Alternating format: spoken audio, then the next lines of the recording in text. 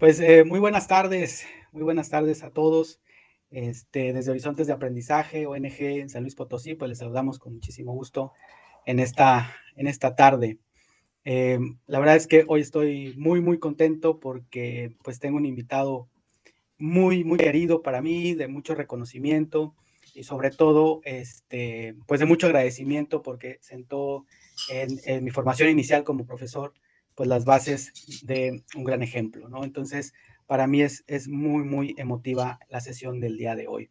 Como saben, pues el pasado 3 de octubre celebramos el aniversario de la creación de la Secretaría de Educación Pública en nuestro país y la verdad es que es un momento para conversar, tratando de reflexionar sobre estos temas que tienen que ver con la institucionalización de la educación en nuestro país, ¿no? Es decir, sus inicios con el licenciado Vasconcelos, estos momentos históricos que ha atravesado, la normatividad con el artículo tercero, con las personas que la han forjado y por supuesto, pues tratar de hacer como un balance de los resultados que ha obtenido o que hemos obtenido como sociedad en estos procesos, ¿no? Que no dejan de ser muy, muy interesantes.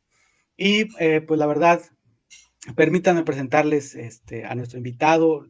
Hoy tenemos el lujo de tener aquí al doctor Francisco Hernández Ortiz, que como todos ustedes saben, pues hasta hace algunos días, pues estaba al frente de la Benemérita y Centenaria Escuela Normal del Estado, mi alma mater que quiero muchísimo. Y antes de saludarlo, pues déjenme decirles que pues, él es doctor en Humanidades y Artes por la Universidad Autónoma de Zacatecas, es maestro en educación en la especialidad en Humanidades por el Instituto Tecnológico de Estudios Superiores de Monterrey, es profesor e investigador de tiempo completo, perfil PRODEP, reconocido por el Programa de Mejoramiento del Profesorado en la Subsecretaría de Educación Superior, es miembro del Sistema Nacional de Investigadores, nivel 1, es miembro asociado desde 2015 del Consejo Mexicano de Investigación Educativa, el COMIE. Actualmente desarrolla proyectos de investigación en las líneas, historia de la educación, historia de las mujeres, procesos de formación docente, problemas del lenguaje y la comunicación. Es también líder del cuerpo académico PRODEP, historia, educación y formación docente. Ha sido ponente en eventos académicos nacionales, también internacionales. Tiene pues muchísimos artículos publicados sobre temas de historia de la educación, historia de las mujeres y de la formación docente. Es integrante de la Red de Investigadores Educativos de San Luis Potosí. Es profesor por oposición desde 1994 en la Universidad Pedagógica Nacional. Actualmente es profesor investigador titular C. Y como les decía, pues hasta hace muy poquito, director general de la BCN. Doctor, pues la verdad, una semblanza bastante, bastante amplia. ¿Qué le parece mirar atrás y reconocerse en estas líneas? Le saludo con muchísimo gusto y bienvenido a este conversatorio. Muchas gracias, maestro Fernando, por la invitación que me hace para participar en este conversatorio. Le agradezco infinitamente el poder generar algunas reflexiones, intercambiar algunos puntos de vista y compartir, desde luego, reflexiones históricas en este centenario de la fundación de la Secretaría de Educación. Al ver hacia atrás y analizar el camino recorrido, vemos que la Secretaría de Educación ha jugado un papel muy importante a lo largo de todo lo que sería la historia de la educación del siglo XX y de lo que va de este milenio. Y así como la Secretaría tiene historia, pues cada una de las personas también tiene su historia, ¿no? Somos personajes históricos, ¿no? Y que nos toca vivir un momento, una circunstancia. La SEP, como una dependencia del Estado mexicano, derivado de la lucha armada revolucionaria, pues desde su fundación ha jugado un papel estratégico en la educación nacional.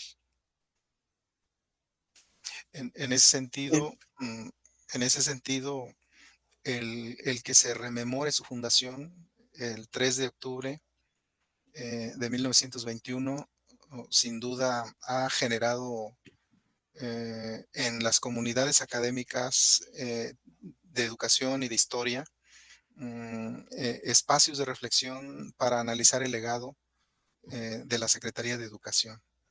Mm, y en este mismo sentido, no sé si es pertinente ir avanzando en la temática, usted me marca la pauta. Claro, claro. Sí, sí, sí, por supuesto. Sin duda alguna, pues, este tema de, pues, la creación de la secretaría, siempre he dicho que las instituciones, pues, las forjan las personas que las componen, ¿no? Porque, como usted dice, pues, todos tenemos una historia y a partir de eso, pues, vamos construyendo, ¿no? A través de las ideas, pues, que nosotros vamos, impulsando, vamos reconociendo, vamos cambiando, ¿no? Al paso del tiempo. Pero justo, ¿qué le parece si arrancamos con este primer tema, ¿no? Claro, Pues, como usted lo decía, en el momento de la conformación de la Secretaría de Educación Pública, ya que el lejano 1921, 100 años atrás, pues es imposible no mencionar al licenciado Vasconcelos. claro, Y la verdad, pues es que él tenía una claridad acerca de lo que quería, ¿no? De esta institución para ese momento histórico, que usted nos puede hablar mucho más a fondo sobre ello. Pero a mí, en los libros que he leído acerca de su biografía, eso a mí me impresiona, ¿no? Cómo pudo leer ese momento histórico y tener desde antes de su nombramiento como primer titular de la secretaría, pues esta claridad de hacia dónde debe llevar ese proyecto, ¿no? ¿Qué le parece si empezamos con eso, doctor? bien, claro que sí, es muy importante tomar como referente estos puntos, eh, situar al personaje de José Vasconcelos en el contexto sociohistórico que le tocó vivir, sin duda es un punto de referencia para poder entender su pensamiento y su obra y su legado al frente de la Secretaría de Educación. Encontramos la situación crítica del porfiriato, algunos datos muy concretos. Por ejemplo, la escolaridad promedio era de un año o un grado. Entonces vemos que durante el porfiriato había una situación crítica en la educación. Se había concentrado más en las áreas urbanas y lo que es el área rural se carecía de escuelas, se carecía de profesores. Las dificultades económicas, sociales del porfiriato y casi a fines del porfiriato de precariedad, de miseria, pobreza, etcétera, que lleva precisamente a detonar todo el movimiento armado, ¿no? Entonces, José Vasconcelos se identifica con los ideales de Francisco y Madero, ¿no? Entonces, de hecho, forma parte se identifica con los ideales del partido antirreeleccionista, colabora con Madero, y esto es un referente también muy importante, eh, cómo hay una vinculación en la parte política de Vasconcelos con los personajes de la época, ¿no? Concretamente con Madero, ¿no? El, el triunfo de la revolución maderista y luego el asesinato en 1913 va a generar precisamente la segunda etapa, ¿no? De la revolución. el, el, el que haya sido asesinado por Victoriano Huerta, y el levantamiento armado encabezado por Carranza, que convoca a los diferentes líderes que se unan a la lucha, es otra etapa sin duda de gran trascendencia, eh, en donde aparece Carranza. Viene también la otra etapa del asesinato de Carranza, de la muerte de Carranza propiamente, y vamos a encontrar esa disputa entre Carranza y Obregón, ¿no? Al final saldrá triunfante Álvaro Obregón, ¿no? Álvaro, y que bueno, el destino de Álvaro Obregón pues también va a ser muy funesto, ¿no? Cómo muere Álvaro Obregón. Pero en esa disputa entre Álvaro Obregón y Carranza, al fenecer Carranza, Obregón queda prácticamente listo para iniciar el proyecto que va a dar origen a la Secretaría de Educación. Estamos hablando que inicia el periodo presidencial Álvaro Obregón en 1920 y es precisamente en 1921 el llamado que se le hace a Vasconcelos, José Vasconcelos Calderón. Cuando uno analiza la biografía de José Vasconcelos, encontramos datos muy interesantes que configuran su formación y que desde luego es parte de su personalidad, ¿no? su familia religiosa, católica, con la influencia de su madre, ¿verdad? La formación católica, el estudio de leyes, que estudia la carrera de leyes en la Escuela Nacional de Jurisprudencia, forma parte de la Academia de la Juventud Mexicana, junto con otros intelectuales de la época. Trabajó, lo mencioné hace un rato, trabajó con Francisco y Madero en el movimiento antirreeleccionista, mm, era director de la Escuela Nacional Preparatoria y de la Universidad Nacional. Entonces, estos datos son muy importantes, ¿no? Porque hay ahí ya una destacada participación en el campo político, pero también en el campo intelectual.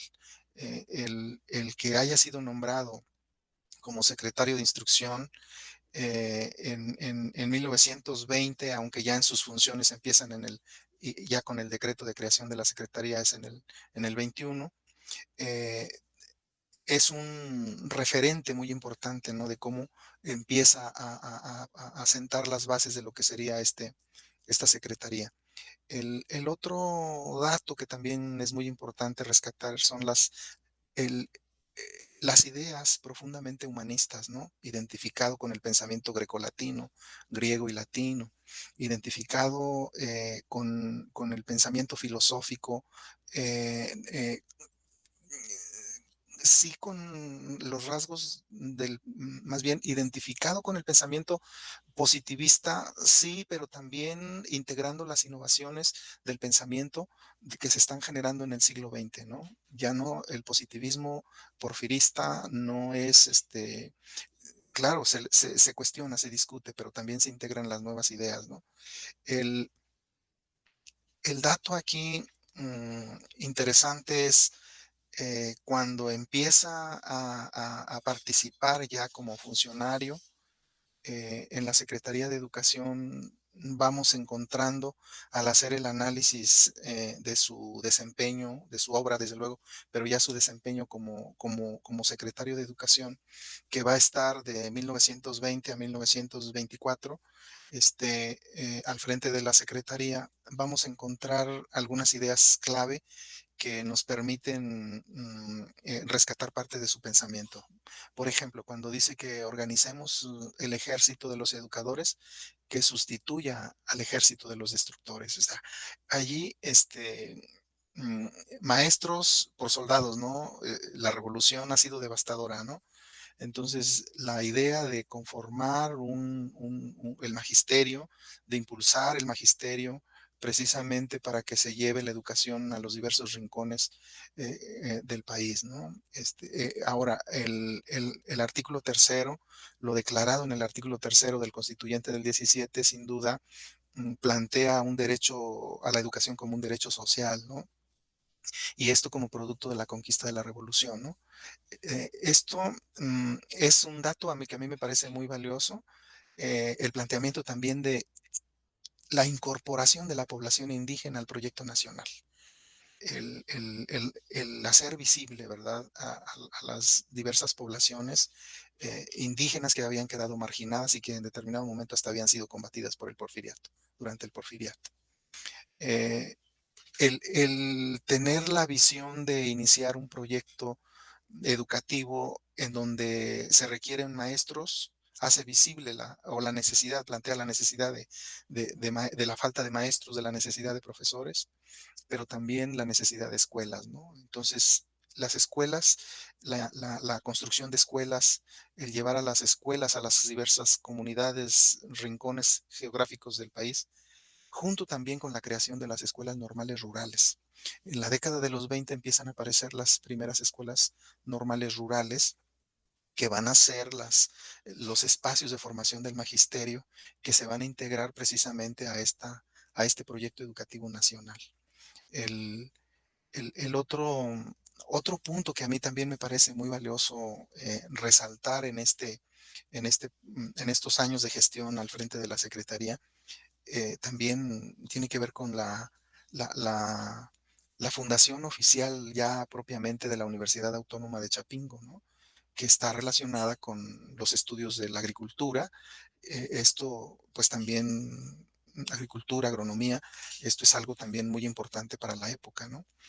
Las casas del pueblo y las misiones culturales, que también son otro de los legados, que hasta la fecha existen, claro, con un enfoque un tanto diferente, adecuándose a los tiempos, pero las misiones, las casas del pueblo y las misiones culturales existen todavía allí, permanecen algunos, todavía de este proyecto que ha ido diluyéndose ante la modernidad actual, ¿no? El, Algo que me parece también muy valioso y que yo en algún momento leí esos textos en la biblioteca, sobre todo en la biblioteca de la Escuela Normal, del Estado, en el acervo antiguo, existen obras impresas, publicadas por la Secretaría de Educación durante la gestión de José Vasconcelos. Si son obras clásicas, se imprimen obras clásicas con temas clásicos, fábulas, lecturas que tienen que ver con literatura clásica, griega, latina, fábulas, etcétera, ¿no? Entonces, hacer la impresión de textos, hacer la adaptación de la obra para que sea llevado el libro a las comunidades más alejadas del país, convirtiéndose también en el libro como la única fuente del saber, del acceso a la cultura en esas comunidades que no lo habían tenido, es algo trascendental para la época. El, Sí, es esto que yo recuerdo mucho esta frase que utilicé, perdón, doctor, sí, adelante. en mi tesis, justo que Vasconcelos decía que no se puede enseñar a leer, pues si no se tiene nada que leer. O Claro, sea, estaba tan consciente de esa cuestión de que para enseñar, pues también se necesitan determinados recursos, ¿no? Para poder llevar a cabo estas campañas alfabetizadoras, ¿no? Que fueron tan exitosas en su tiempo, ¿no? así es. Entonces, creo que esa parte también lo refleja muy bien este, al licenciado. Adelante, adelante, doctor, perdón. Sí, coincido totalmente con esto que se está planteando. El, y yo creo que algo que sin duda mm, estableció un vínculo con, y también se fue conformando un pensamiento nacional, eh, están relacionados con las casas del pueblo y las misiones culturales, ¿sí? El llevar un oficio a la comunidad y al mismo tiempo introducir temas de carácter artístico, de carácter cultural, el de llevar la lectura, el llevar el teatro, el llevar la danza, el desarrollar algunas tareas o oficios muy específicos en la comunidad, y ayudó muchísimo a esta conformación de una identidad nacional, de la unidad nacional sobre todo, ¿no? La revolución dejó devastado al país, ¿verdad? En una situación crítica, que había que trabajar por un proyecto educativo de unidad nacional, junto con el impulso de la parte artística, ¿no? El apoyo de los grandes muralistas, el movimiento muralista eh, está precisamente vinculado con esta parte de rescatar los valores nacionales, la cultura nacional, rescatar la cultura de los pueblos originarios, y que pusieran a través del mural, el movimiento muralista, y ahí aparecen pues los grandes pintores mexicanos de la época, ¿no? Como Rivera, ¿no? Y Siqueiros, por ejemplo, ¿no? Y que hoy vamos al edificio de la Secretaría de Educación y podemos apreciarlos en su máxima expresión, la obra que se encuentra en los pasillos, en los muros de los pasillos del edificio hermoso, de estilo neoclásico de la Secretaría de Educación, ¿no? Mm, Esa es como la primera parte, vamos, de la Secretaría de Educación, concretamente con la participación activa del licenciado José Vasconcelos, ¿no? Sin embargo, pues también vemos cuando hacemos el análisis biográfico de José Vasconcelos, vemos cómo em, esa característica de ser un intelectual, esa característica también de vincularse con la estructura política y esa decisión de participar en la candidatura para ser gobernador de Oaxaca y que no lo logra, y luego la candidatura que tiene para ser presidente de la República y el enfrentamiento que tiene de alguna manera con Plutarco Elías Calles también y ese distanciamiento, el desconocimiento, ganó o no ganó, es un dilema actual, aún, ¿no? Y cómo, el exilio en diversos momentos, el exiliarse del país, autoexiliarse, irse a los Estados Unidos. Hay una anécdota muy interesante, mm, cuando llega, mm, cuando llega de los Estados Unidos, bueno, en la primera etapa, ¿no? Cuando Madero es asesinado, desde luego que él queda totalmente consternado, se exilia a los Estados Unidos, visita la Biblioteca Nacional, la biblioteca más bien de la Biblioteca de Nueva York, lee los clásicos, analiza los clásicos, y ese es un referente, digamos, muy importante para poder impulsar ya cuando se hace secretario de Educación, pues tener esa visión, ¿no? De la importancia de poder impulsar en la Secretaría la parte de la cultura, concretamente la lectura, a través de la lectura, imprimiendo, editando los libros clásicos de la literatura universal. ¿Sí? En ese sentido, pues a mí me parece que el, el- el maestro eh, José Vasconcelos, pues es un personaje también polémico, ¿no? Desde el punto de vista político, ¿no? Este, mm, Cuestionador también del régimen en algún momento y no acepta el régimen, las élites dirigentes, las élites de la políticas de la época. época no le toleran, ¿no? Y no le permiten. Y entonces vienen todas estas momentos críticos para su vida o para su trayectoria política, ¿no? Sí, sí, sí. Sí, pues hasta ahí me Ajá, quedaría en esta primera sí. parte, no sé si.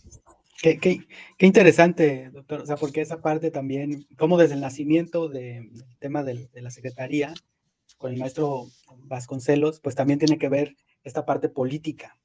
Y que no sé si esté de acuerdo conmigo, pero eso también pues vino como a cortar como esa expansión o ese crecimiento desmedido que venía teniendo toda esta parte del desarrollo de la lectura, la formación docente, la impresión de materiales destinados a un fin muy específico, es decir, cómo se corta por una cuestión política, pues algo que pudo también dar muchísimo más de sí a través de este personaje. Claro, sienta las bases, termina su periodo y yo creo que podemos identificar otra faceta de la Secretaría de Educación, donde se puede identificar el legado de Vasconcelos. Mm, En esta segunda fase que pudiéramos hacer una especie de segmento de tiempo del 1925 a 1934, como una segunda fase, vamos, dentro de la historia de la Secretaría, vamos a encontrar que las misiones culturales continúan incrementándose junto con las escuelas normales, pero hay algo interesante aquí, a las escuelas normales rurales se les integra mm, también su internado, ¿no? Pero internado, las sí. misiones culturales continúan y estamos ya ubicándonos en el periodo del presidente Calles, ¿no? Plutarco Elías Calles, ¿no? Que le da continuidad al proyecto vasconcelista, ¿no? El, ya en esta etapa, en esta segunda fase más bien de la Secretaría de Educación, vamos también a encontrar la fundación ya propiamente de la Escuela Nacional de Maestros, ¿no? La Escuela Nacional de Maestros tiene un antecedente muy importante porfirista, ¿no? Pero aquí se le da una nueva orientación, y hoy sabemos la importancia que tiene la Escuela Nacional de Maestros, ¿no? Que está en la Ciudad de México, ¿no? Eh, es pertinente también hacer la reflexión cómo en la primera etapa de la Secretaría al frente de Vasconcelos, está el nivel elemental, está la escuela primaria, ¿sí? Ujú, La escuela ujú. primaria, está hay allí todavía una cierta indefinición entre la escuela primaria elemental y la escuela primaria superior, ¿sí? Ok. Está también la parte, desde luego la educación superior sin problemas, pero va a ser en 1925, ya en esta segunda fase, la creación del nivel de educación secundaria, donde se va a definir el nivel de educación secundaria. La Ujú. primaria quedará estructurada ya como primaria, primaria con sus 6 grados, y dejará de ser primaria elemental y primaria superior. Desaparece la primaria superior, La primaria superior. solamente se queda Ujú. primaria, ¿sí? Como educación primaria, y se está introduciendo la educación secundaria ya propiamente como un nivel, Ujú. digamos, intermedio entre la escuela Intermedio. primaria y la educación, Como este, esta educación técnica. así es. Sí, Ujú, sí, ujú. sí, sí. Ya. Esto también es muy importante porque Ujú, ujú. los grados, los niveles de la educación básica se van definiendo. Claro. Ahora, hay otro dato también muy interesante que no lo mencionamos, pero yo creo que es muy valioso. Durante el porfiriato, eh, cada estado tiene sus planes de estudio, ¿sí? Ujú. Eh, Organizaciones. y la homogenización de la educación es uno de los planteamientos que se están haciendo a fines del porfiriato, la, Ujú. la homogenización de la educación en el país. Hay toda una explicación desde el punto de vista pedagógico, ¿no? Del por qué plantear este proyecto de homogeneizar la educación en el país. Es una demanda de los pedagogos de fines del siglo XIX. De hecho, Justo Sierra coincide con esto, de que debe de homogenizarse. No se hace durante las primeras 2 décadas del siglo XX, porque viene la revolución Viene la y todo revolución, sí. ajá, pero sí es después de la revolución con la creación de la SEP como se va a homogenizar los planes y programas de estudio en el país. Eso dato es muy importante, recuperarlo. Entonces, ya en la segunda fase de la Secretaría de Educación, pues la creación del nivel de secundaria, pues va a jugar un papel muy importante, ¿no? En la estructura y definición de un sistema educativo nacional, ¿verdad? Eh, Sí, sí. sin, sin embargo, también vamos a encontrar algunas dificultades en esta época, muy críticas, muy fuertes, como la guerra cristera. La guerra cristera está vinculada con el artículo tercero, la declaración del artículo tercero por el constituyente del 17. 17. Ujú. Ahí dejó heridas, dejó cicatrices que vienen a explotar de alguna forma, hacerse reactivas, propiamente en 1926 a 1929 con la guerra cristera, ¿no? Mm. Y eso frenó, sin duda, el progreso educativo. eh, Hay documentos, hay investigaciones históricas de la guerra cristera donde encontramos, sobre todo en la zona del Bajío, cómo fueron los cristeros, el golpeteo a la escuela pública, el asesinato a los maestros, a las maestras. Ahí hay una historia muy, muy triste que está documentada, que Ujú. hay investigaciones al respecto.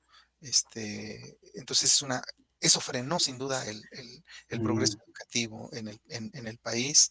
Y lo otro que son factores externos que también eh, deterioraron el presupuesto, como sucede, ¿verdad?, en cada época, el problema del presupuesto educativo.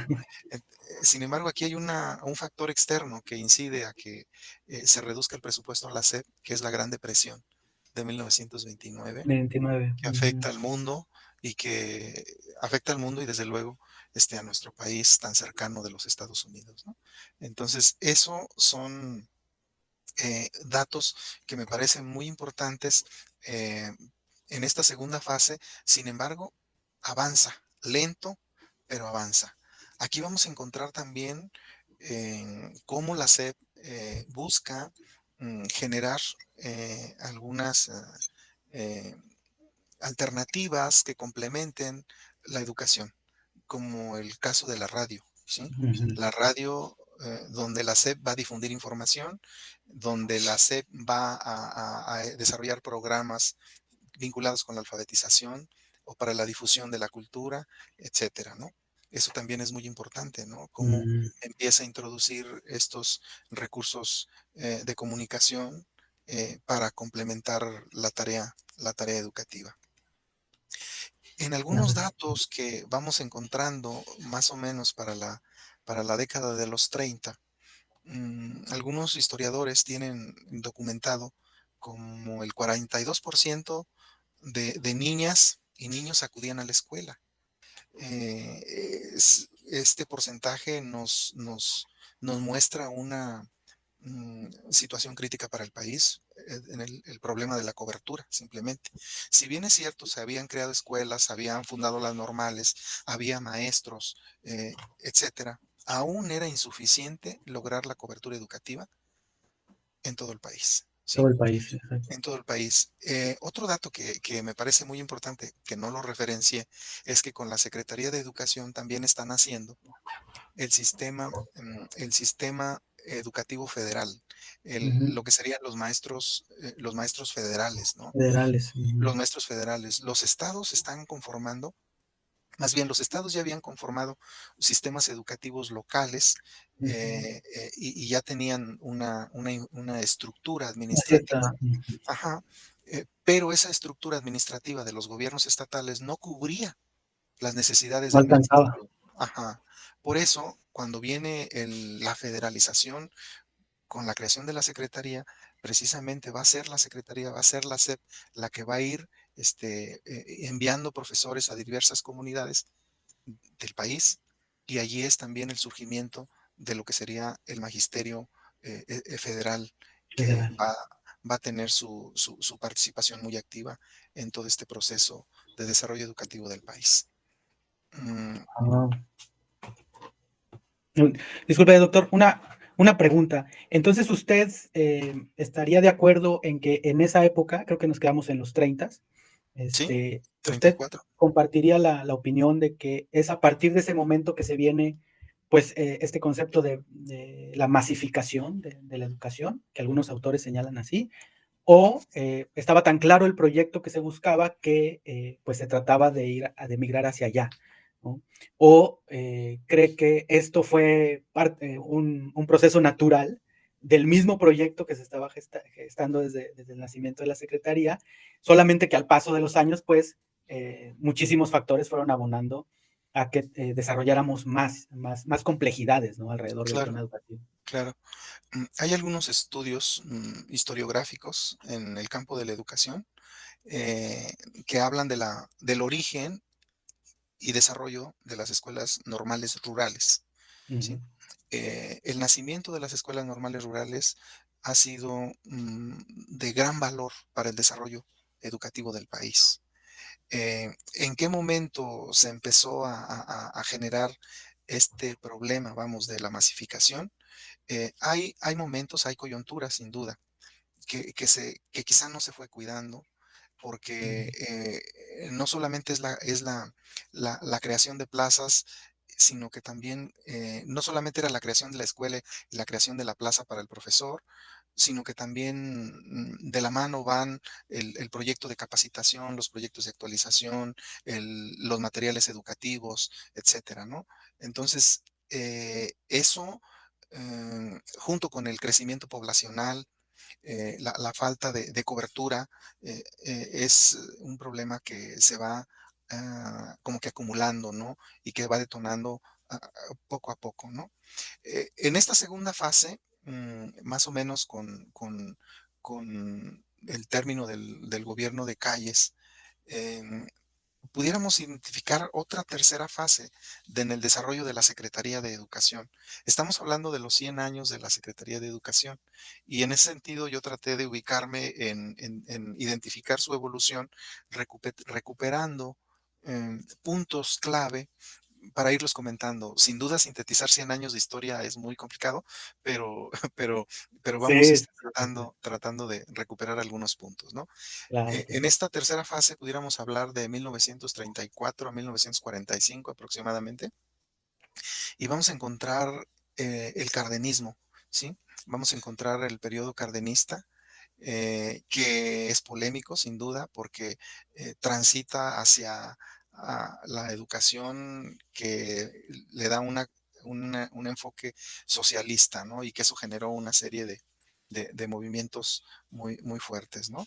Eh, el- Aquí también vamos a encontrar una reforma al artículo tercero constitucional en el periodo cardenista, que sería otro momento, sí de la Secretaría, pero también que va muy ligado con la parte política, claro, que es la reforma al artículo mm, tercero para poder implementar esta perspectiva de educación socialista, ¿no? socialista.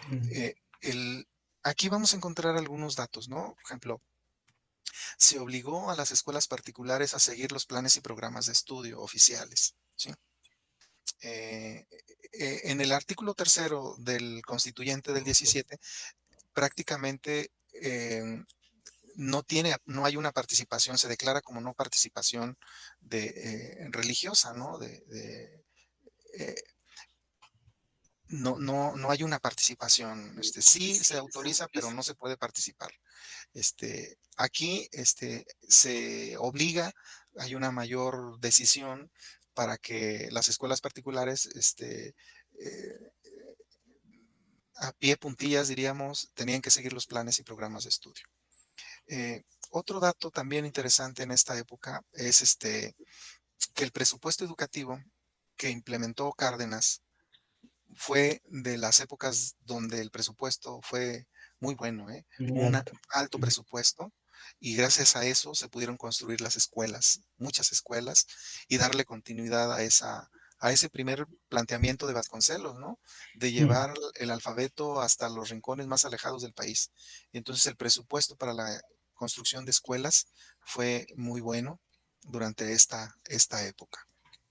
El, Fíjese que hay otro dato muy interesante aquí en este periodo estamos hablando de 1934 a 1945, pero ya concretamente en el 43, 1943, vamos a encontrar la configuración del CENTE, ¿sí? La configuración del CENTE. Eh, Antes del CENTE están los sindicatos estatales y ujú, está la ujú. Confederación Nacional de Sindicatos de De Maestros, sindicatos de maestros. ¿sí? Pero todavía no está unificado el Magisterio Unificado. Nacional. Ajá. Es precisamente en este periodo, en ese año del 43, cuando después de varios intentos va a surgir el CENTE. Mm, El CENTE es una organización sindical plural, diversa, conformada por eh, muchas ideologías, ¿verdad?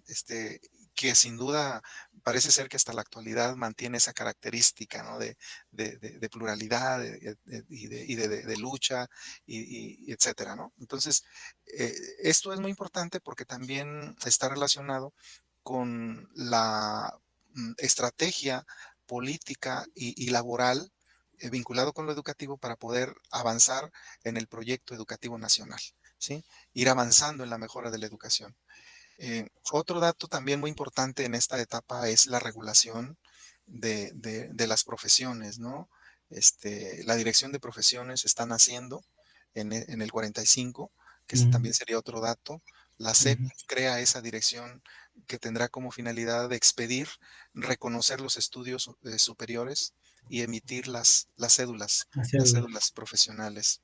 mm, ujú, El, el, el, el otro, el otro dato que también encontramos aquí, si bien es cierto, es Cárdenas, pues también vamos a encontrar una parte del periodo de Manuel Ávila Camacho, ¿sí? De Manuel Ávila Camacho, en este corte del 34 al 45. ujú. Ahí vamos a encontrar a Cárdenas y también vamos a encontrar una parte del gobierno de Ávila Camacho. Puros generales, ¿sí? El general Cárdenas, el general Ávila Camacho. Bueno, es el periodo posrevolucionario, es el contexto. Claro, Son claro, los, claro. son los ganadores de la revolución, son los que se impusieron y salieron avantes. Los que escriben la historia, ¿no? Claro, sí, sí, sí, entonces eso también hay que, pues ahí está, o sea, no se puede Mm, negar, sí, sí, ¿no? sí. Claro. Este, claro que los estudios, historiográficos, analizan la historia desde vertientes diversas, Ujú, ¿no? ujú, ujú. Que más que que que más que desvirtuarlo, al contrario, complementan los Complementan. estudios, claro, los complementan porque dan puntos de vista, del mismo hecho histórico, analizado desde perspectivas distintas, complementan, desde luego, y permite una mayor comprensión. El el hecho con mayor comprensión al hecho histórico, ¿no? Eh, Fíjese que también aquí con el presidente Ávila Camacho, eh, si bien es cierto, en el cardenismo, y en los gobiernos anteriores hay una expansión hacia lo rural, ¿sí? Y con Ávila Camacho viene un impulso más también hacia Ujú. las zonas urbanas, ¿sí? La escuela Okey. urbana, ¿sí? Y eso está Ujú. relacionado con el crecimiento poblacional de las Por ciudades, supuesto. ¿sí?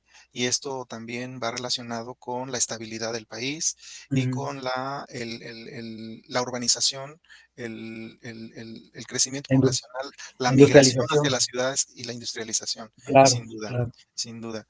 Eh, no, más bien, no en el gobierno de Ávila Camacho, pero sí en el gobierno de Cárdenas, también vamos a encontrar, otros, proyectos que se van a concretizar y que perviven hasta la actualidad. Por ejemplo, la creación del Instituto Politécnico Nacional, Ujú, que va a ser una institución pionera, ujú, para el ujú. estudio profesional en el campo de la técnica, ¿no? La técnica, exacto. Precisamente para ayudar el proceso de industrialización. Y hoy Ujú. sabemos que el Politécnico Nacional, pues es una de las grandes universidades mexicanas con gran reconocimiento en el mundo En por el mundo. los especialistas que forma, ¿no? Ujú, por También supuesto. aparece el Instituto Nacional de Antropología e Historia, que pervive hasta la actualidad. El gran instituto, de investigación en ciencias sociales y humanidades, como el Colegio de México, Colegio, también correcto. está naciendo en esta época. Entonces, no olvidemos que durante el periodo de Cárdenas recibimos, los exiliados españoles, por ejemplo. Muchos intelectuales españoles vinieron a México y parte de esos intelectuales son los pioneros de la fundación del Colegio de México, ¿no? Estos son datos muy importantes Ujú, porque nos permiten, comprender la parte cultural, ujú, educativa y cultural del país de la época, ¿no?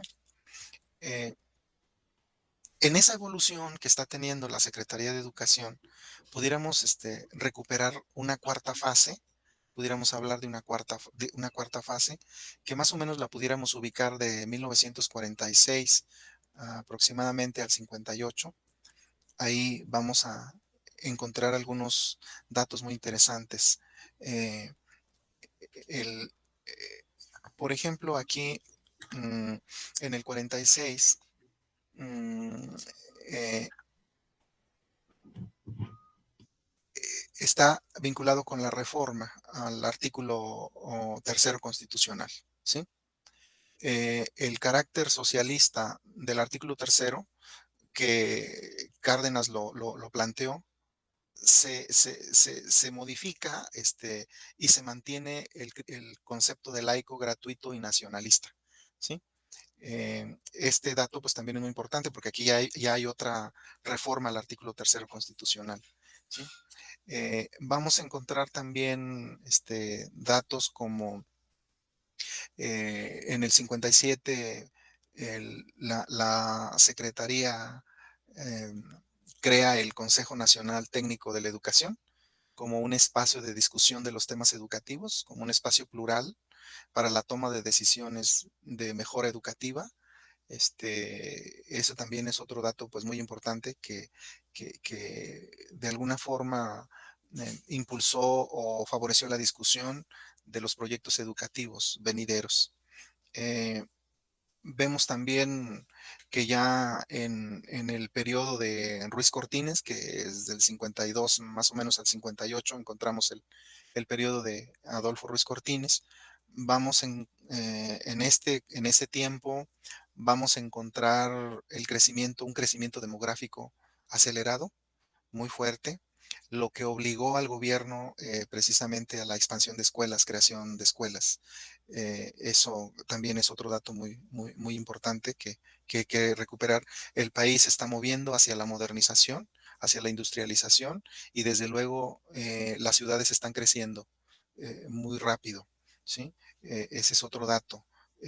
Las ciudades, desde luego la migración juega un papel muy importante, ¿no? Las ciudades en crecimiento industrial están también asociadas al crecimiento poblacional y sobre todo los trabajadores migrantes del interior del país o de otras ciudades del país, hacia Monterrey, por ejemplo, Ciudad de México, etcétera, ¿no?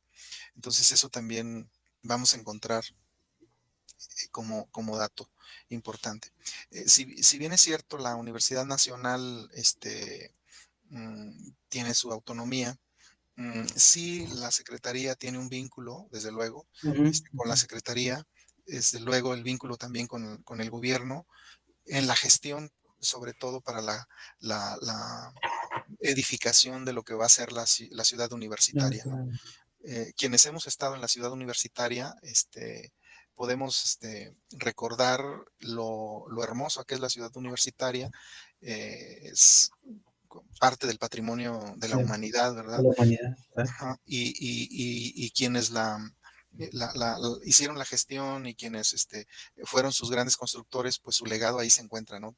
No solamente es un centro educativo, sino que también es es parte del patrimonio. Es un edificio que constituye parte del patrimonio cultural, educativo, ¿no? Eso también es otro dato muy importante, ¿no?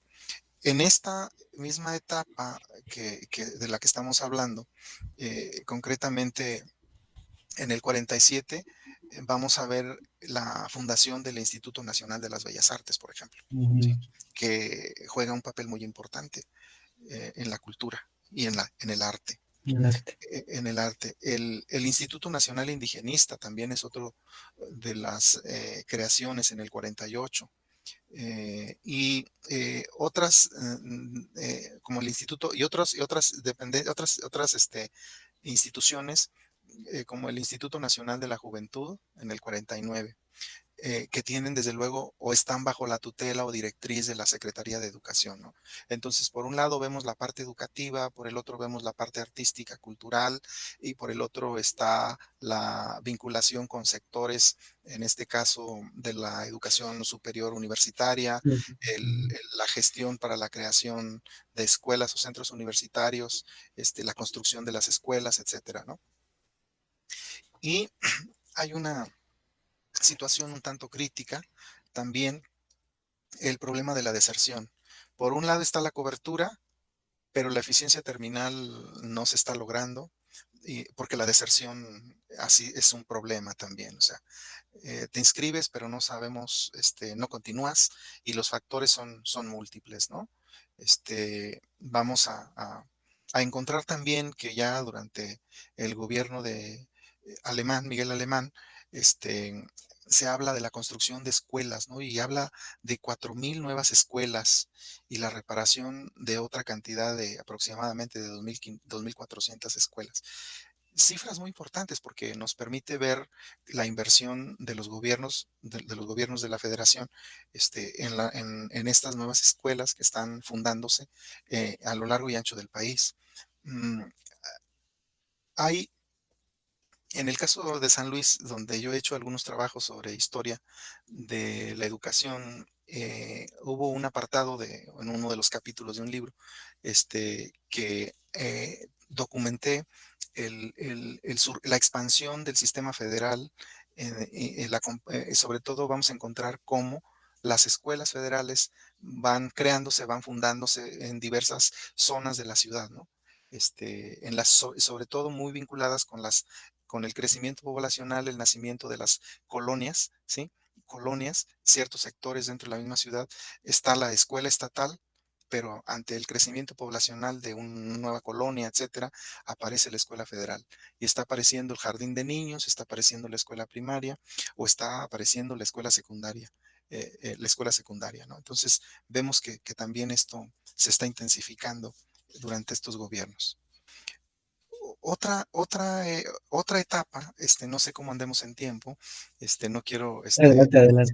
no quiero, abusar de la palabra, No, diríamos. no te preocupes, no se preocupe. Sí, en esta fase pudiéramos hablarlo del 58 más o menos al 70.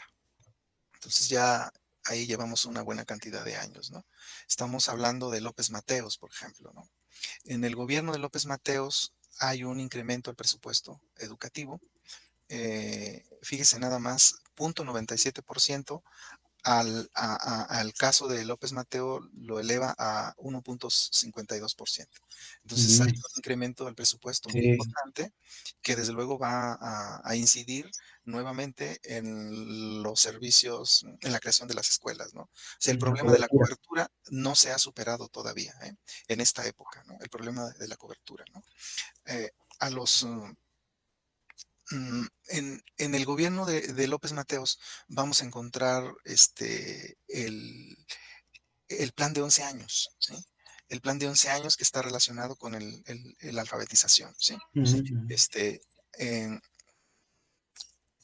Aquí ya es el segundo, aquí también cabe resaltar que en esta etapa ya está el segundo periodo al frente de la Secretaría. Es la segunda ocasión que está al frente de la Secretaría Torres Bodet, ¿sí? Jaime Torres Bodet. Esto también es un dato muy interesante que hay que recuperar porque el plan de 11 años pues, está vinculado con la posibilidad más bien la preocupación por la alfabetización de la Ujú, población, ¿verdad?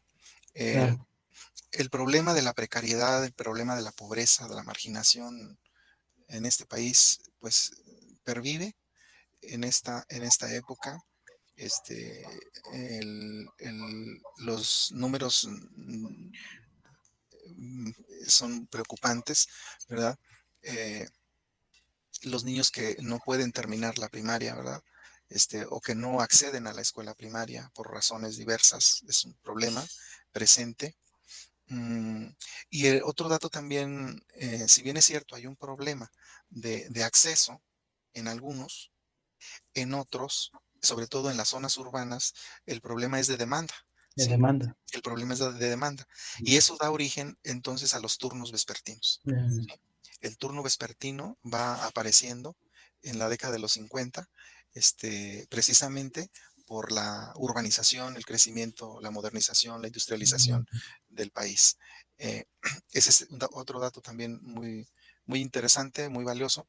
ujú, Y ujú, el gran problema así como ya lo había detectado Vasconcelos e implementó una iniciativa para llevar llevar el libro a la escuela a través de la edición de los clásicos de la literatura universal, vamos a encontrar acá el problema del libro de texto gratuito. ¿Sí? Estamos hablando de 1959 y vamos ujú, a hablar entonces de la creación de la CONALITEC, que sería la Comisión Nacional de los Libros de Texto, para que en 1960 se estén ya publicando y distribuyendo los primeros libros para el año de 1960, ¿no? Este, ujú, ujú. Eso también es otro dato muy, muy importante, porque somos en este momento de los pocos países, ¿verdad?, que da el libro de texto gratuito a sus estudiantes, ¿no? Esto pues también ha sido una ayuda para las poblaciones de escasos recursos o poblaciones alejadas donde no tienen acceso al libro, ¿no? Y entonces la fuente del conocimiento se convierte el libro de texto gratuito, ¿no? Entonces esa parte también creo que es Ujú. importante. En este recorrido de los 100 años de la Secretaría, Sí, vemos cómo la misma Secretaría, desde luego el gobierno, sus funcionarios de la Secretaría, el magisterio, ha jugado un papel muy activo en el desarrollo educativo y cultural, pues, del país. sí, Eh, totalmente. Sí, perdón, doctor. Sí, sí, sí. La verdad es que sí, o sea, como usted lo dice, resumir como 100 años está está súper súper Complicado. complicado, ¿no? Pero, creo que nos queda muy claro, a través de su voz, pues, que en estas etapas que ha vivido la secretaría desde sus inicios, pues, la verdad es que los funcionarios que han pasado por ahí, pues, han tenido esta visión de enfrentar, los desafíos de sus tiempos, ¿no?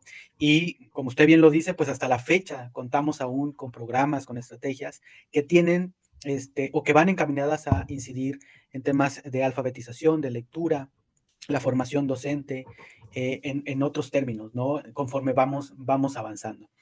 Pero, ¿qué le parece si, bueno, sin duda nos queda muchísima charla si nos vamos hacia cumplir los 100 años, ¿no? Pero, ¿qué le parece si ahora nos enfocamos en este tema que le planteaba, Adelante, perdón, adelante, sí, de, claro. de ver la Secretaría o el avance de la Secretaría a través de, pues, el artículo tercero constitucional, que usted ya nos hizo referencia en un par de intervenciones, ¿no? Como también la normatividad desde la Constitución, pues juega un papel fundamental en hacia dónde ir transitando en el tema educativo, ¿no? Y, ¿qué le parece si nos centramos como en estas 4 grandes reformas? Hablando a grosso modo, porque obviamente hay Ujú, cambios intermedios, pero desde el Acuerdo Nacional para la Modernización de la Educación básica en los 90, pasando por el 2006 con la reforma integral de educación básica, reforma 2013 en aprendizajes clave, hasta llegar ahora a la reforma de 2019, ¿no? Como focalizarnos y comprender desde su visión, de su experiencia, cómo ha observado estos 4 grandes cambios, si así le quiere nombrar, o si usted nos puede explicar mejor, cómo ha sido ese transitar, ¿no? A través de la modificación del artículo tercero, y si esto para usted lo observa como benéfico, ¿no? Para quienes operamos todos estos cambios, ¿no? Que somos los maestros. ujú, sí, sí. Eh, no sé si sea pertinente empezar de lo último, en este caso de la reforma 2019, Adelante, ¿sí? adelante, La adelante. la la reforma 2019, que está en proceso, es una reforma educativa que está también vinculada con la reforma al artículo tercero constitucional. Hay una modificación al artículo tercero constitucional y hay una especificación de algunos conceptos que son fundamentales, ¿no? Para poder leer en el contexto internacional tanto la reforma del 2018 como la Ujú, reforma del 2013 del gobierno peñista, tendríamos que situarnos en el contexto de la globalización, concretamente en las políticas educativas internacionales, eh, encausadas bajo las directrices de los organismos supranacionales o los organismos internacionales. Este, en donde está, desde luego la ONU, desde luego está el Banco Mundial, etcétera. En ese contexto, es muy importante situarnos en contexto internacional de la globalización. ¿Por qué? Porque la educación juega un papel muy importante, desde luego en la formación de la persona, pero también la educación tiene un vínculo con la parte social, con la parte económica, con la parte política, ¿no? Esto no lo podemos olvidar. Cuando uno analiza a Paulo Freire plantea que la educación es un acto político y hay que situarnos también en los ujú, contextos, ¿no? En ese sentido, hay un documento muy valioso que se denomina la Declaración de Incheon, ¿sí? En este documento de la Declaración de Incheon se plantean tópicos muy concretos a los que el mundo tendría que poner atención y ujú. que cada gobierno, a través de sus sistemas de gobierno, sus sistemas educativos, Educativos. tendrían que adaptar según a sus circunstancias, según sus posibilidades, etcétera. ¿Por qué? Pues porque la educación, además de formar a la persona, forma ciudadanos y el ciudadano está dentro de un contexto global. En ese sentido, hay puntos muy concretos. Por ejemplo, un enfoque humanista de la educación, ¿sí? Un enfoque humanista de la educación, un enfoque de inclusivo, humanista, inclusivo, un enfoque en donde se haga visible o esté presente esto de la rendición de cuentas, ¿sí? Esto de respeto a la diversidad cultural, y eso implica la lengua, la cultura, ¿sí? Lengua, cultura. Eh, entonces, esto se relaciona también con estos conceptos de la interculturalidad, ¿sí? La interculturalidad, lo Ujú, ujú. multicultural, eh, por poner conceptos clave que se están planteando en el escenario de la educación internacional.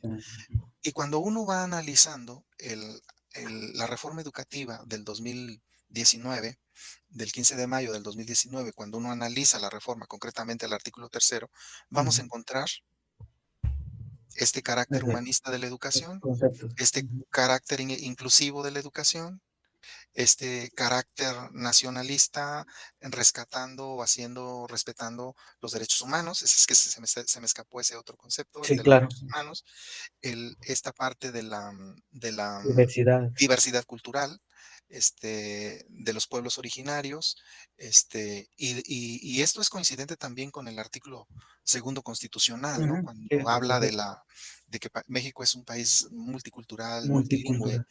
y multilingüe, ¿no? En ese sentido, estos conceptos están planteados en esta reforma del artículo tercero constitucional y que estos conceptos también están presentes en la reforma del 2013, ¿sí?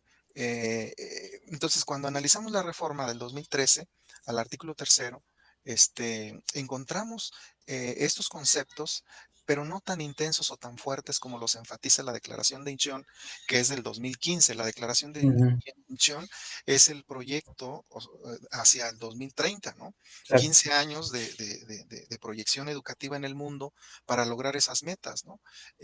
Sin embargo, en la reforma del 2013 encontramos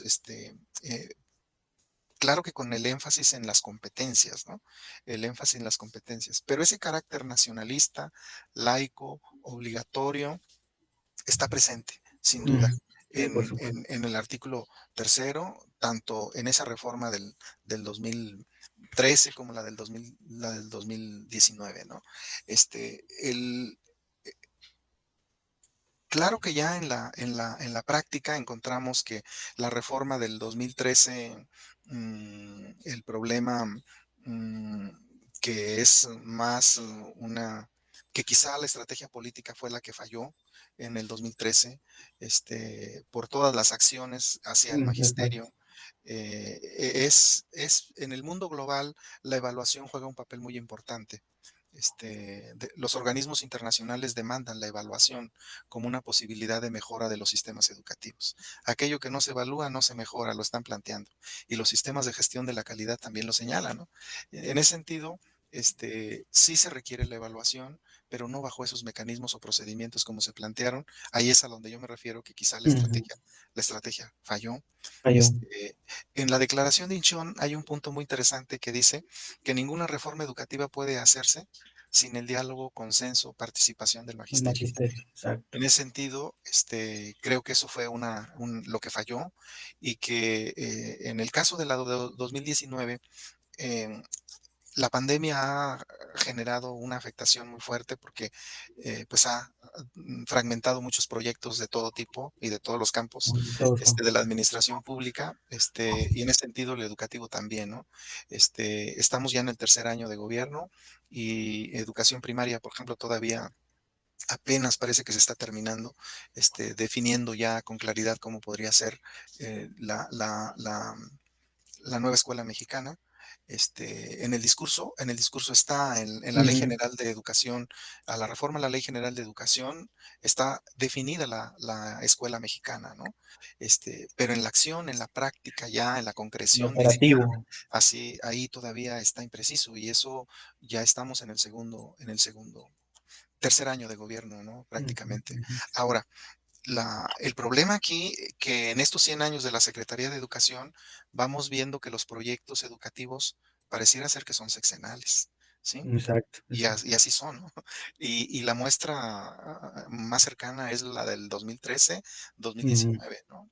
Entonces, ni una generación había salido con exacto. los nuevos planes y programas de estudio, y esto, pues sí tiene los especialistas en Consecuencias. el sí, claro, los especialistas en el diseño curricular plantean que para tener evidencia concreta de la eficacia y eficiencia de un plan de estudio, pues es hasta que no tengamos mínimo la primera generación de egresados, ¿no?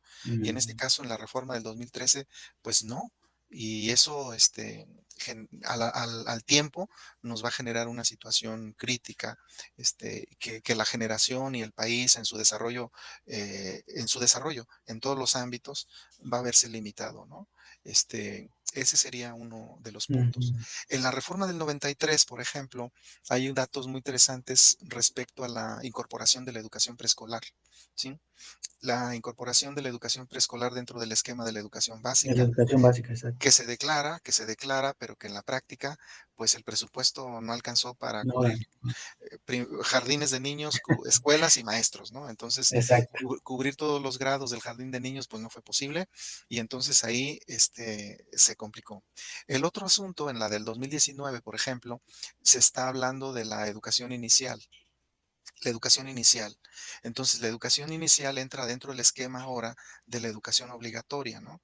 En la educación básica, perdón, la educación básica, educación inicial, jardín de preescolar, primaria, Primaria, primaria. secundaria, ¿sí? En Exacto. educación básica. Y en el esquema de educación obligatoria se suma la Todo. preparatoria. Ajá, la preparatoria. Y en el 93 se está introduciendo el jardín de niños declarándose como obligatorio, ¿verdad? Desde el punto de vista político, jurídico, está Ujú. planteado en el artículo, pero en la acción, pues ahí hay que analizarlo, ¿no? Por Tendríamos que supuesto. tener datos duros, hay datos empíricos, pero tendríamos Sí, que hacer sí. un trabajo mucho más, que sí los hay, ¿no? Al respecto, ¿no? Corroboran lo que uno está Ujú. planteando, ¿no? Esa es una de las, por ejemplo, la reforma del 93, mm, se da la apertura a que los, l- las personas participen, en este caso, las personas pertenecientes a alguna congregación religiosa puedan participar, sin duda, ¿no? Siempre y cuando cumplan con el perfil, cumplan con los planes y programas, pueden hacerlo, ¿no? En el artículo tercero, en la versión del constituyente del 17, ahí no se señala eso, ¿no? Pero en la reforma del 93 con Salinas de Gortari sí se apertura eso, ¿no? De hecho, está relacionado también con las relaciones que establece con el Estado Vaticano el gobierno Mm, salinista, ¿no? Entonces, okey. todo eso se va interrelacionando, y bueno, eh, el otro asunto son concretamente los planes y programas de estudio, ¿no? Esto de los aprendizajes clave, esto de trazar ya en la parte curricular, definir ya los contenidos, los tipos de aprendizaje, el enfoque metodológico, didáctico que se debe de seguir, pues esto también se va modificando, ¿no? El enfoque en competencias, sobre todo, ¿no? El enfoque en competencias. Ahora se está tratando de ir hacia un enfoque humanista, no necesariamente ya concentrado en las competencias, pero las competencias siguen siendo un tema de Sí, debate en el ámbito internacional, en el ámbito educativo internacional, ¿no? exacto. Entonces, hay quienes señalan, porque así también está documentado ya y está planteado en los enfoques del constructivismo, en los enfoques constructivistas sobre todo, ah, justifican las competencias como la concreción propiamente del constructivismo se refleja o se Mm, da ya, precisamente a través de las competencias, ¿no? En el exacto. constructivismo hablamos de que se construye el conocimiento, el constructivismo como teoría general del conocimiento, ¿no? Desde el punto de vista epistemológico, pero ya el cómo hacerlo, pues el enfoque de competencias te dice, y hay ahí discusiones múltiples respecto a estas perspectivas educativas que se tienen actualmente. Por supuesto, por supuesto. No, pues vaya, la verdad es que el tema con las reformas, pues, al final parece que, pues, resulta lo más fácil, ¿no? Modificar las palabras de la normativa, de la ley, pero como usted bien lo dice, y pues sí, hay muchos estudios al respecto, el tema es la forma, ¿no? En cómo se operatiza eso que está plasmado en la ley y tiene que ver con distintas variantes, ¿no? Con lo político, con lo curricular, con los materiales, etcétera, etcétera, ¿no? Y cómo las ideas nos van llevando en pedacitos de historia, por así decirlo, a través de los sexenios, ¿no? Ujú. Y no sé usted qué opine, pero ahora con esta, hablando de operatizar, lo que está ocurriendo, pues vemos planes y programas de 2011 que están conviviendo con 2013 e incluso algunos con 2019, ¿no? Entonces, para los docentes con quienes hemos conversado, pues es también todo un desafío y un reto el estar tratando de comprender distintas cosas en un mismo espacio, ¿no?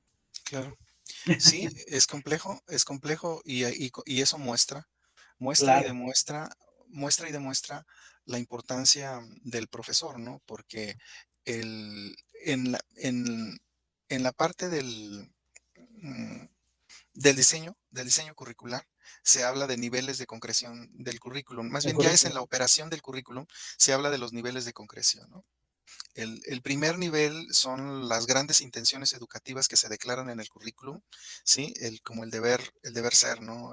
Lo que se quiere lograr, ¿no?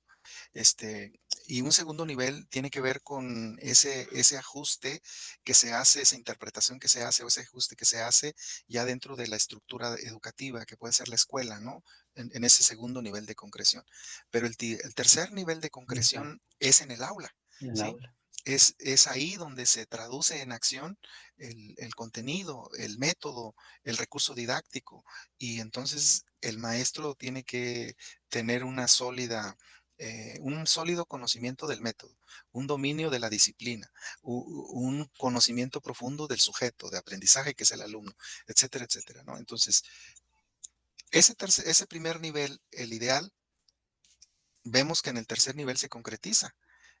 Pero si no es claro, si se mueve y no es claro simplemente, Exacto. metodológicamente no es claro, pues entonces en la concreción genera ese tipo de confusiones que expresan los profesores, ¿no?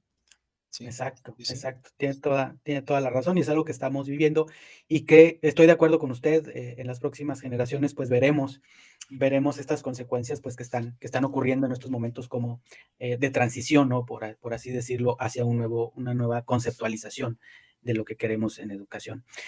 Muchísimas gracias, doctor. Mire, pues, vamos a pasar como al tercer y cuarto punto, si le parece, que Adelante. yo creo que lo manejó muy bien. Yo simplemente le haría la pregunta, ¿no? ¿Cuál sería su balance en torno a esta época de aislamiento social que vivimos, el que se haya parado, bueno, el que se haya dejado la presencialidad en las escuelas y que hayamos pasado de manera, con pasos agigantados, diría yo, a tratar de modificar la realidad de las mismas escuelas con este tema del COVID-19?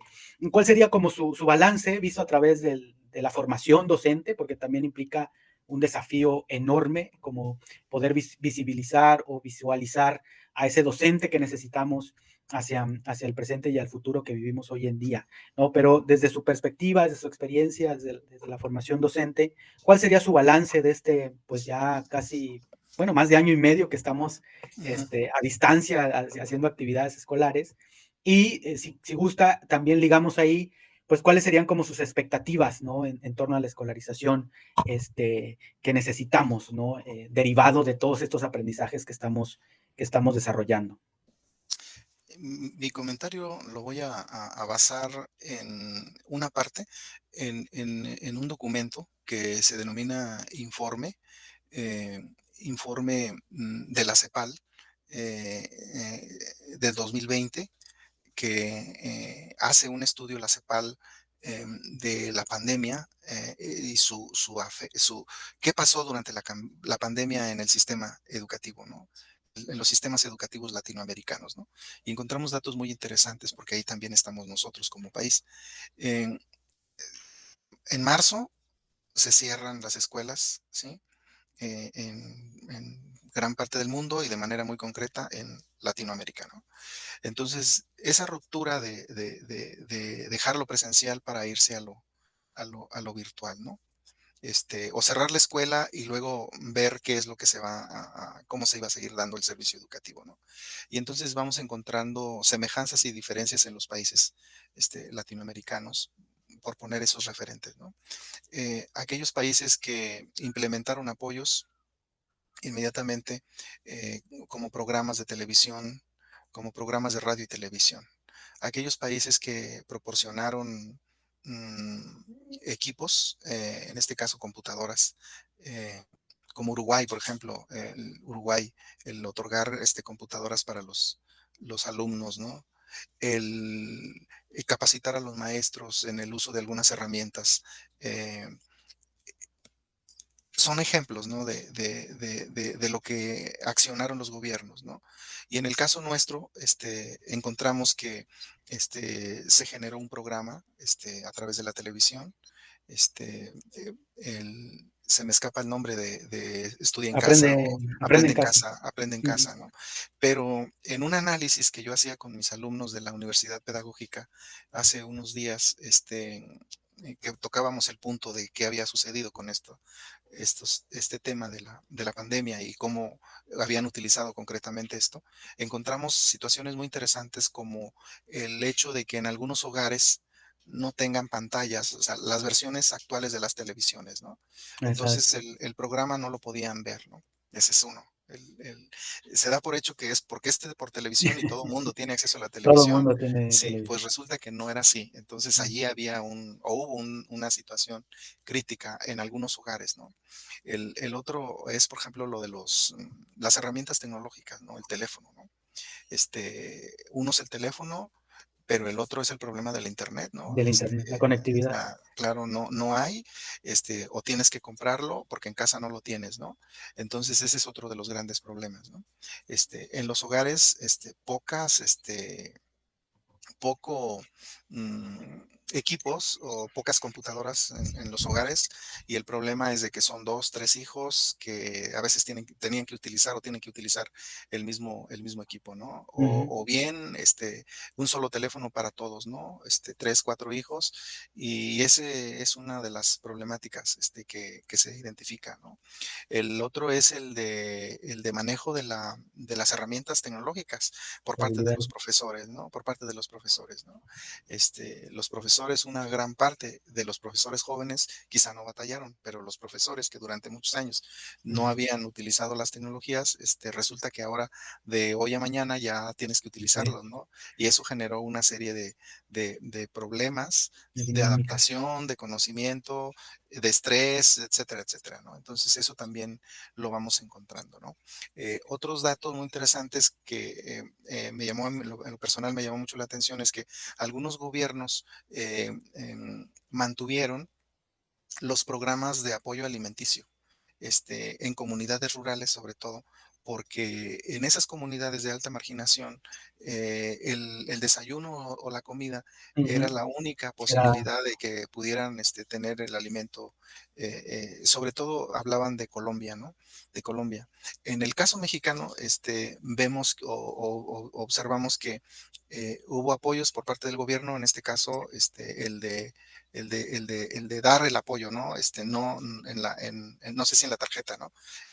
Como apoyo, para la familia, ¿no? Las familias, ¿no? O las becas de los alumnos, ¿no? Este, Sin embargo, eso no fue suficiente, ¿no? En muchos de los países no fue suficiente.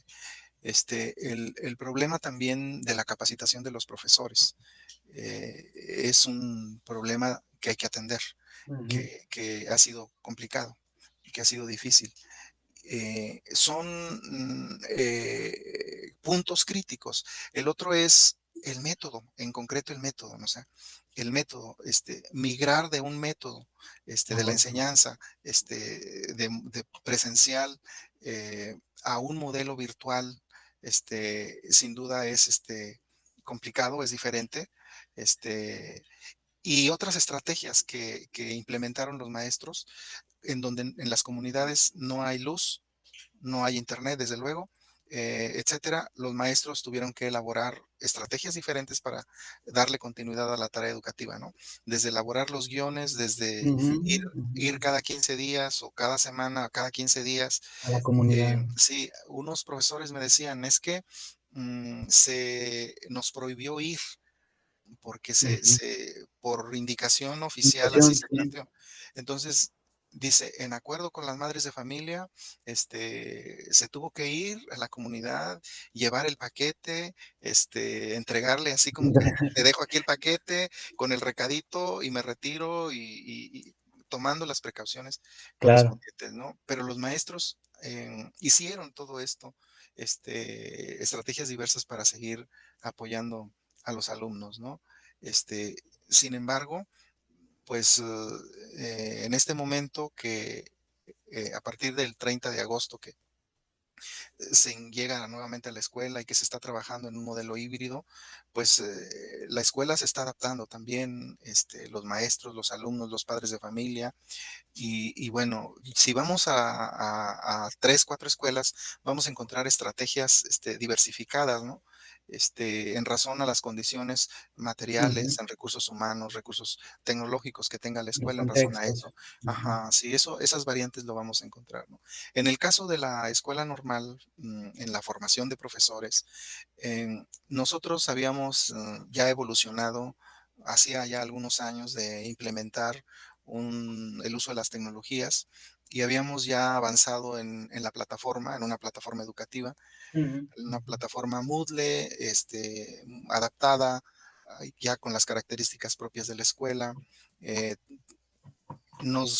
ya estábamos trabajando los programas, las asignaturas en línea, sobre todo las asignaturas optativas, ya las Ah, okey. teníamos, por lo menos llevábamos 2 años antes de que esto pasara. Ujú.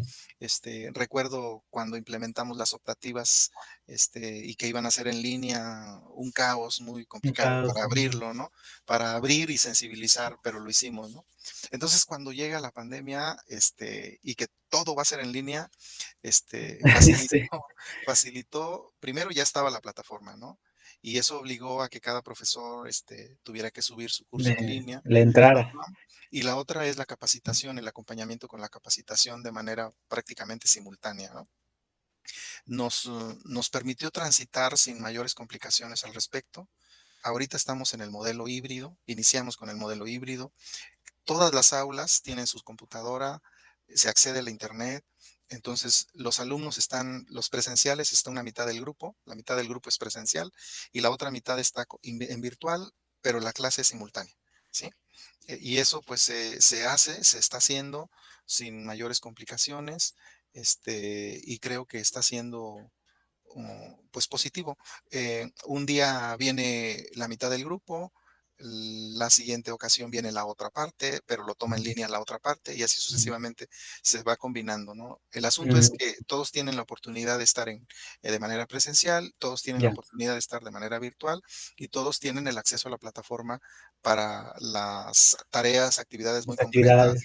Ajá. Entonces Mm, eso pues ya. ha permitido.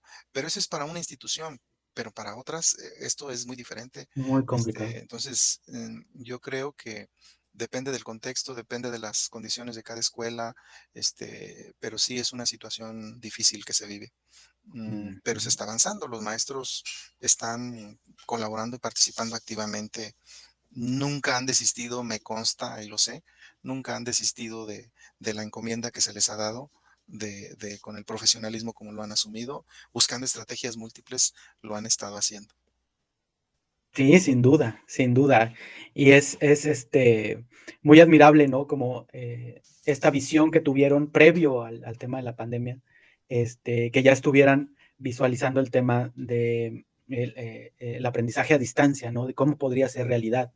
Y eso también, pues, les genera determinados aprendizajes que sin duda, como usted bien lo dice, yo creo que ahora de manera acelerada, pues, han logrado capitalizar, ¿no? De alguna manera. Y Claro, por supuesto que los maestros, pues, con su compromiso intacto, pues le entran, ¿no? A las nuevas habilidades, a todo este desarrollo epistemológico que pues tienen que ir consolidando, ¿no? Para sus propias trayectorias docentes, ¿no? claro, Entonces, eso me parece muy, muy loable. Y sin duda, pues, hablando de la Secretaría, pues, este esfuerzo desde Aprende en Casa, pues sí, fue también muy comentado. Pareciera increíble que a pesar de los reportes que ha emitido el gobierno federal, pues la verdad es que en los contextos locales encontramos evidencia, pues de que, como usted bien lo dice, pues los más afectados fueron las personas o las familias, estudiantes que están en condiciones de vulnerabilidad, ¿no? Al no tener televisión, o tener televisión, pero no tener sistema de cable, que es por donde llegaba la señal, no tenían acceso a una señal digital, no tenían conectividad y bueno, toda esta serie de cosas que ya nos platicó, ¿no? Pero visto desde esa perspectiva, yo creo que también la Secretaría ha faltado en aprender, ¿no? Como de esas experiencias para poder generar apoyos mucho más concretos hacia las instituciones pues que hacen posible el avance de la tarea educativa y pues ahora estamos como en ese, como en esa como hueco o esa transición, pues de esperar mejores condiciones, ¿no? Desde los presupuestos, ¿no? Que se están discutiendo ahora mismo en el Congreso de la Unión y posteriormente en el Congreso local, ¿no? Entonces, como es interesante escuchar desde su perspectiva que todo esto es reflexionar desde los 100 años de una Secretaría de Estado en el área educativa, pues la verdad es que tienen un sinfín de variables que atender, de cuestiones que identificar para poder desarrollar mejores visiones de lo que queremos, ¿no? Como lo macro, que usted dice, como lo macro, y cómo lo logramos en lo micro, ¿no? Y por último, doctor, ¿cuáles serían sus expectativas en ese sentido? ¿Usted qué esperaría como de este sistema educativo, de la Secretaría, hacia los próximos 2, 3 años, ¿no? ¿Qué esperaría ver como apoyos, como cuestiones conceptuales, que se apoyaran determinadas ideas o recursos? O no sé si ha pensado en ello, ¿no? Pero derivado de esta experiencia y que ha encontrado buen nicho para su desarrollo en la Benemérita y Centenaria, ¿cuáles serían sus expectativas hacia este futuro próximo en el desarrollo de la educación, ¿no? Bueno, la Secretaría de Educación en estos 100 años ha demostrado que a través de los diversos gobiernos ha incidido en la transformación de la educación y que al mismo tiempo la educación ha sido un factor en el desarrollo del país. Al mismo tiempo ha sido una dependencia que ha difundido la cultura, ha marcado directrices para la difusión de la cultura, ha marcado directrices para el desarrollo de la ciencia y la tecnología, y no solamente la educación básica. Si bien es cierto, es el grueso del sistema educativo nacional, es también importante la educación media superior, la educación superior, ¿sí? En el campo de la ciencia y la tecnología. Es ahí donde tenemos que también vislumbrar un horizonte mayor para el desarrollo del país, porque el país que no genera ciencia, que no genera tecnología para su propio desarrollo, va a depender siempre de la tecnología y la ciencia de un país altamente desarrollado, de los países altamente desarrollados. Eso está totalmente comprobado, ¿no? Mientras en los niveles educativos de la población sea limitado, donde muy poquitos logran acceder a los estudios doctorales en los campos del conocimiento, pues son muy poquitos los que pueden generar investigación y son muy pocos los que puedan generar también tecnologías, ¿no?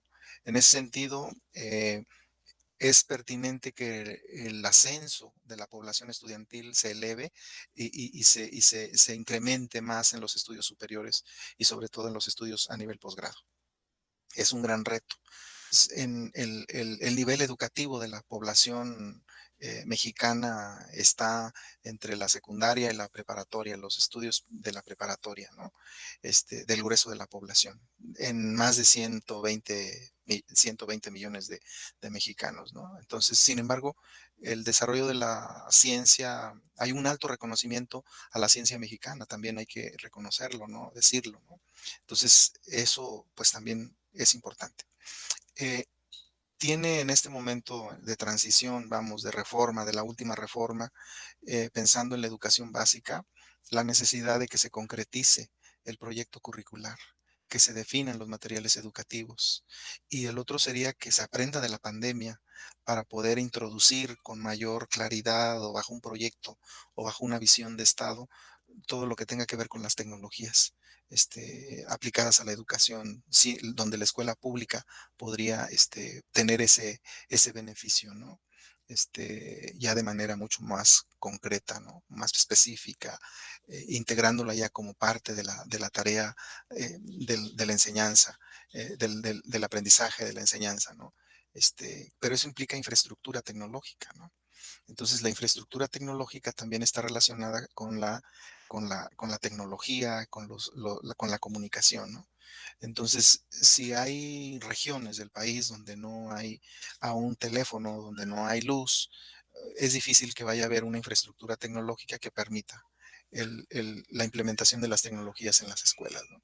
Entonces, hay escuelas que se fundaron en el movimiento vasconcelista y que hoy en el siglo XXI pues vemos que no han cambiado mucho esas escuelas, ¿no? Son los contrastes, ¿no? Y que marca también la diversidad del país. Entonces, yo iría más ahí a que se logre clarificar la propuesta curricular.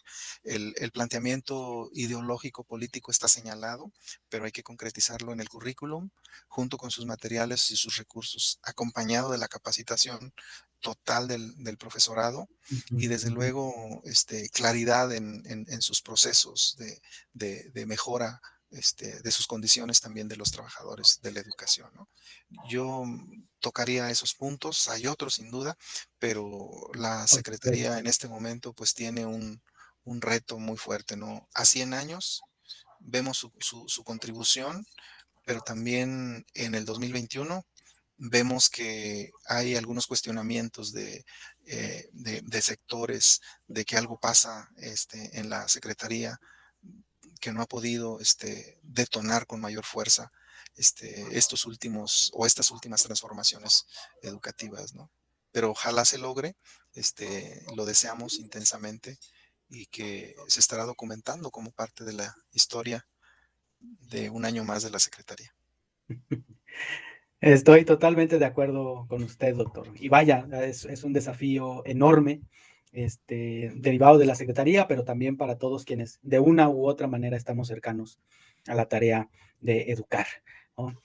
Estimado doctor, pues ha sido una charla muy rica para mí, de mucho aprendizaje, de mucha nostalgia, he de decirlo, pero nostalgia maravillosa, ¿no? De volverlo a escuchar, de volver a conversar con usted.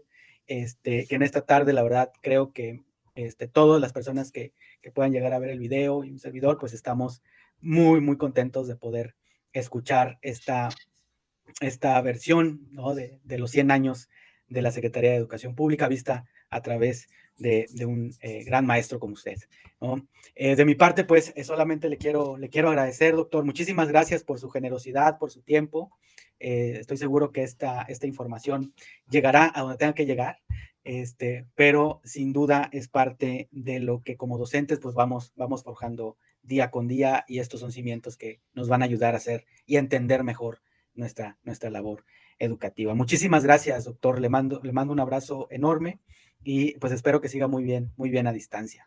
Muchas gracias, un gusto haber estado aquí dialogando algunos tópicos de este recorrido fugaz de 100 años de Sí, la sí. Secretaría de la Secretaría de Educación Pública. Muchas gracias y sirva de reflexión y de valoración también de esta gran secretaría que sin duda ha marcado una, una ruta del desarrollo educativo y cultural del país. Exactamente, exactamente. Somos parte de lo que somos, pues también somos parte de la historia que traemos, ¿no? Todos y cada uno quien hemos transitado por este sistema a través de la Secretaría de Educación.